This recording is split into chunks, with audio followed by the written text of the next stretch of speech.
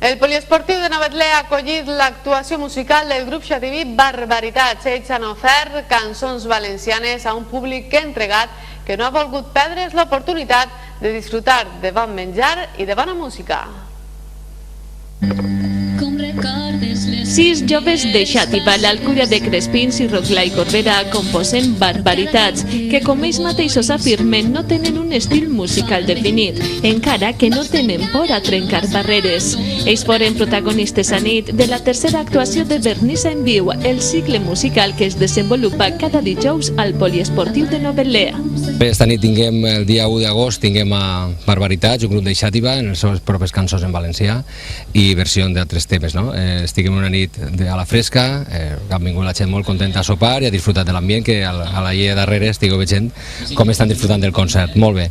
I en el que va de cicle, molt content perquè les primeres 2 concerts van vindre Neus Ferri, en Pau Hortolà i companyia, i el segon concert va venir Rebeca Moscardó, en Israel Amador, un bon teclista que va de companyer, i van tindre 2 concerts molt bonics. La veritat és que enguany estem sent un cicle molt gustós, la gent està molt contenta de vindre i jo estic encantat, que és el que vulguem, que vingui la gent a passar-s'ho bé i a disfrutar de la nit.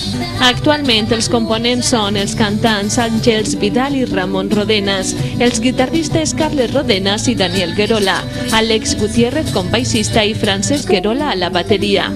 Barbaritats tenen ja 8 temes propis, on destaquen 2 poemes musicals de Josep Manel Vidal, Nuesa i Pluja.